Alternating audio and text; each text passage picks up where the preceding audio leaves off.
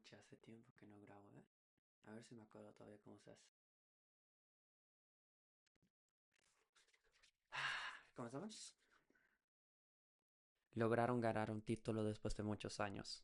Como la mayoría sabe, la época dorada de España fue entre 2008 al 2012, donde ganaba todo lo que jugaba. Pero después del título de la Eurocopa del 2012, no volvió a ser lo mismo. Para el Mundial 2014, el mediocampo ya no conectaba con el ataque y el ataque tampoco ayudaba con no marcar goles.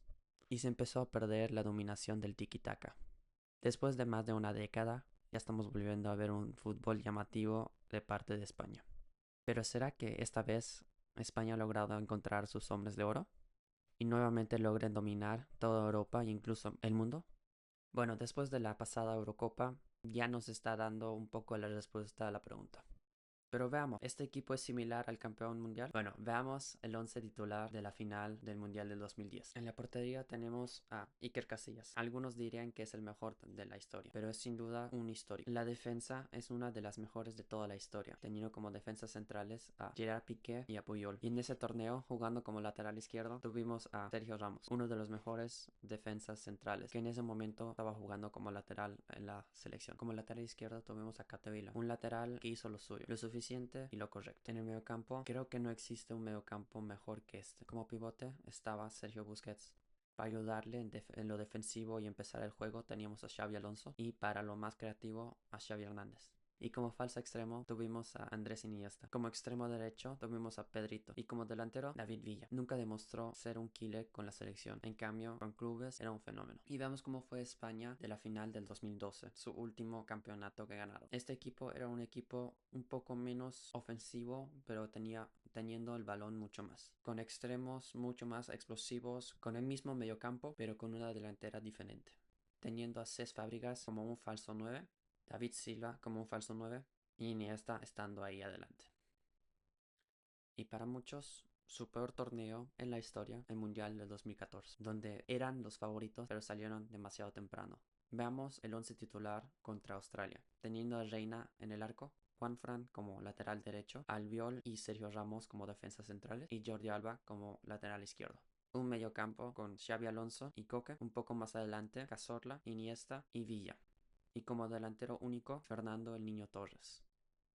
Y para no aburrirlos, vemos el último 11 titular. Para mí, el peor que han mostrado en los últimos años en un torneo internacional. Y el equipo del cual estoy hablando es el que jugaba contra Rusia en el Mundial del 2018. Teniendo en la portería a un David De Gea que estaba en su mejor momento, pero no lograba jugar bien con la selección.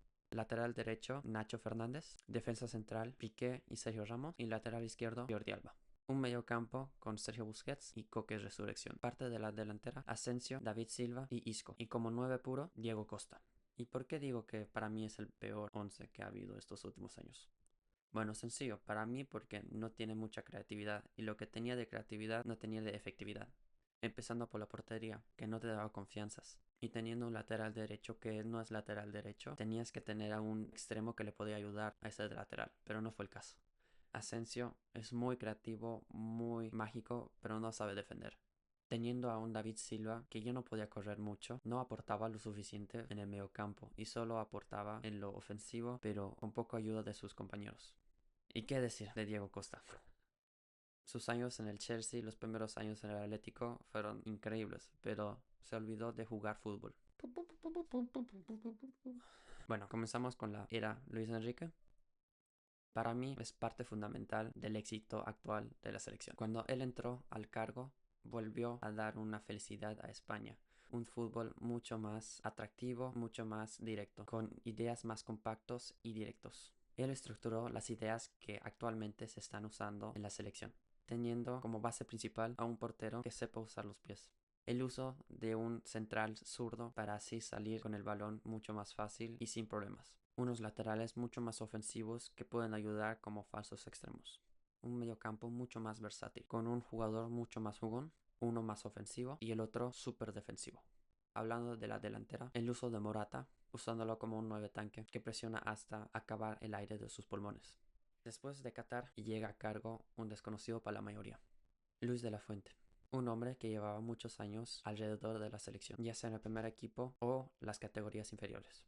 Gracias a su cercanía y dedicación con muchos de los jugadores, él les comenzó a dar una oportunidad, ya que para muchos esos jugadores aún eran muy jóvenes y con un entrenador desconocido puso su toque como seleccionador.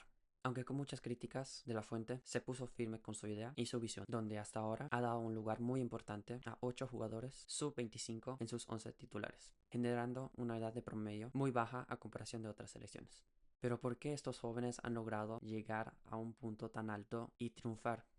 Bueno, esto se debe a que no son simplemente jóvenes. Se debe a que estos jóvenes son muy decisivos, con mucha sabiduría, logran cambiar los partidos al entrar, ya que saben lo que el equipo necesita en ese momento.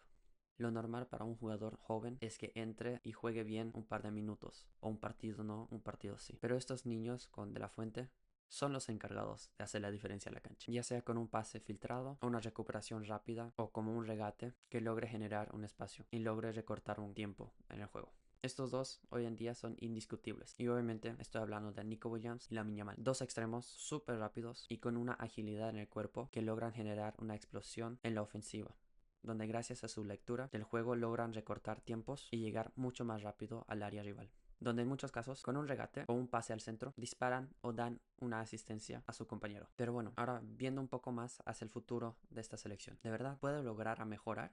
Bueno, en mi opinión, aún falta un par de perfiles interesantes que podrían mejorar a esta selección y sobre todo para un futuro lejano pero también cercano. Así que veamos jugadores que no hayan debutado aún o que recién acaban de debutar con la selección. Samu Agyeoba. Yo sé que acaba de jugar su primer partido en la Nations League, pero la verdad le veo mucho más útil como un delantero en vez de Morata. Es un delantero fuerte y alto que logra sacar un arranque explosivo que lleva a situaciones de contraataque donde queda uno contra uno con el portero y normalmente suele lograr marcar el gol. Es un perfil mucho más goleador que Morata, teniendo en cuenta que Morata es el máximo goleador de la selección, pero sabemos que no es un delantero típico que marca gol todos los partidos y tampoco es un que le pones toda la presión a sus espaldas. Samu hasta ahora en esta temporada ha logrado marcar 10 goles y una asistencia en 747 minutos, donde 3 de estos han sido dentro del área pequeña y el resto y un 80% de sus disparos han sido en el área grande, dispersos sobre todo por el lado derecho y medio del ataque. Y tomando en cuenta su expected goals es de tan solo 5.2, esto nos indica que ha logrado marcar mucho más de lo que debería, lo cual indica que logra aprovechar cualquier disparo que tiene y no dispara por disparar, sino que dispara cuando sabe que va a marcar. Antonio Cordero, un chico de 18 años que juega en el Málaga de segunda división. Suele jugar de extremo izquierdo, pero también puede hacerlo como extremo derecho. Es un perfil más centrado que por ejemplo Nico Williams. Con Antonio se lograría un apoyo extra al delantero, para así generar una superioridad en el área. Gracias a su rapidez mental, logra disparar un promedio de 4 veces al arco y logra meter un centro exitoso por partido, sobre todo en el área donde suele tocar el balón 4 veces por partido. Con 3 goles y 3 asistencias esta temporada, ya está siendo tomado en cuenta para ser titular de su equipo y suele ser el número 12, jugando 30 minutos o algunas veces jugando como titular. Dean Huijsen, un central muy alto, está logrando jugar muchos minutos en la Premier League. Está siendo fundamental por su uso de las dos piernas y su versatilidad en la defensa, y por ello también logra bloquear ambos lados de la defensa sin problemas. Con el Bournemouth ha logrado generar un promedio de 4 recuperaciones por partido y suele ganar 3 duelos aéreos que luego gran mayoría de estos llevan a un contraataque. Es un defensa que se suele barrer un promedio de 7,5 veces por partido, lo cual a Andoni, el entrenador, es de sobrado, sobre todo por la similitud de sus otros jugadores que tiene en la defensa. Stefan Pašić, un mediocampista muy completo, también llamado por los ingleses un box-to-box. El jugador cedido por el Liverpool está jugando casi todos los minutos que puede con el Salzburg. Luego de la temporada pasada, donde empezó a tener minutos con el Liverpool, ahora se fue cedido al Salzburg, donde es titular indiscutible, donde destaca más por lo increíble defensivamente que es con su joven edad, pero también te puede atacar, y esto lo refleja sus 3 pases largos completados por partido y sus 2,4 regates, que sorprenden para un pivote, que obviamente aparte de eso logra cortar balones y cerrar líneas. Defensivamente sorprende aún más, teniendo un promedio de 8.6 duelos ganados y 5.7 recuperaciones por partido, donde la mayoría de ellos son muy cerca de la línea del medio. Y como jugadores bonus, me gustaría meter a Gabri Vega, un chico que se fue a Arabia, pero que está jugando muy bien y creo que puede volver sin problemas a Europa. Y un delantero extra, Marc Guiu, el ex delantero del Barcelona, que ahora está empezando a jugar mucho con el Chelsea y está logrando marcar goles. Y bueno, quiero dar las enhorabuenas y ánimos a Rodri, que actualmente es el mejor del mundo. Pronta recuperación. Sin ti, esta furia roja no sería lo mismo. Eres gran parte de esta mejora. ¿Ustedes piensan que la selección española puede lograr ganar este mundial que viene?